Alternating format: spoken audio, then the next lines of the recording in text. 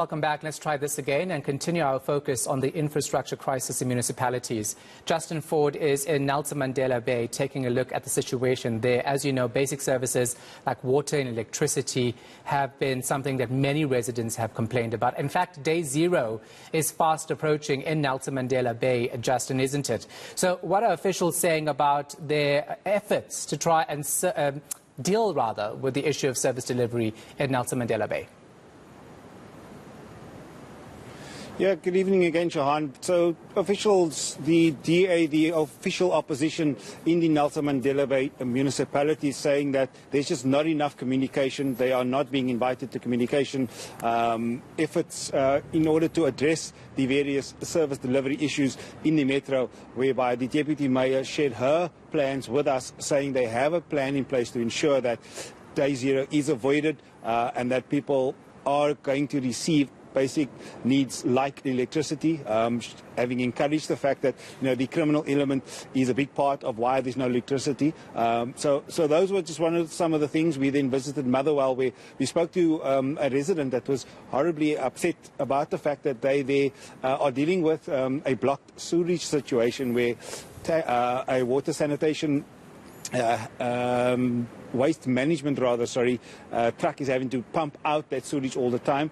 But I think to speak to the matter of day zero fast approaching, I'm joined by Joseph Tatsiri, who is the Water Distributions Director in the Nelson Mandela Bay municipality.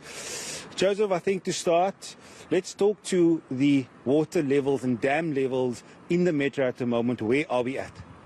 Thank you very much. Good evening to your viewers. Currently, our combined dam levels are sitting at 12.75. This means that we are at a crisis point. Some of our western dams that supply the city, especially Churchill Dam, is currently sitting at 10%. Impofu Dam is sitting at 13%. A balancing dam, which actually gets water from Gqeberha Dam, is now sitting at 40%. One must also be very mindful, of the dead storage in the dams, at average, which is sitting about 10%. So it means that we have got 10% less water in our dams. Effectively, we have got 2.75%, and this, according to our projection, we're going to run out of water. From actually, depending on the source, from 38 days to around 70 days in the metro.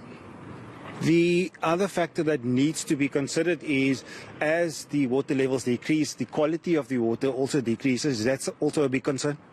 It is a concern, when one manages a drought, there's various aspects, that is a risk to the reticulation system.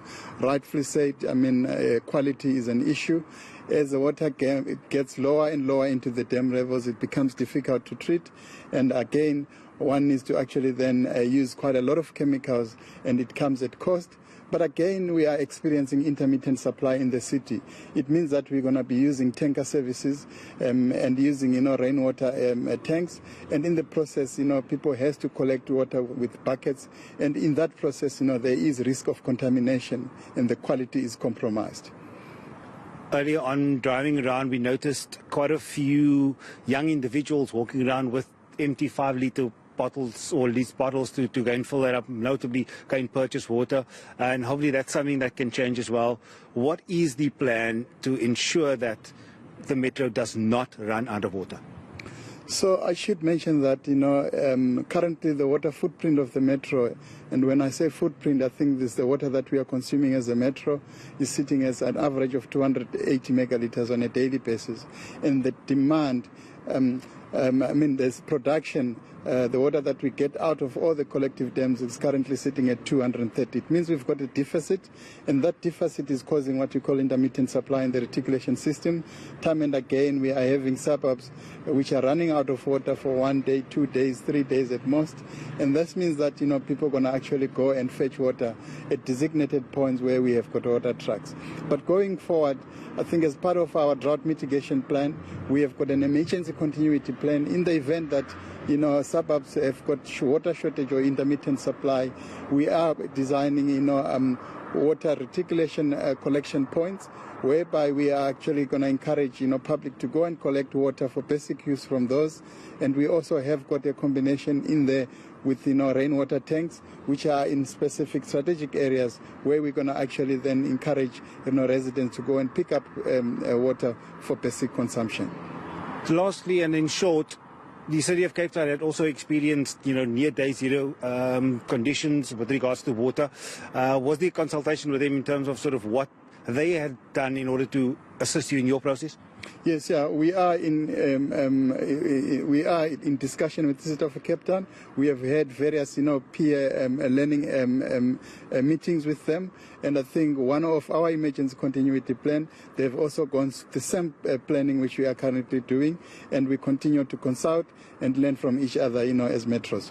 Joseph, thank you very much for your time. It's late on a Thursday evening after a hard day's work on your part. And yes, we're hoping that the situation improves, that the ultimate goal will have to be, Shahan, to avoid day zero when it comes to the water supply in the Nelson Mandela Bay municipality.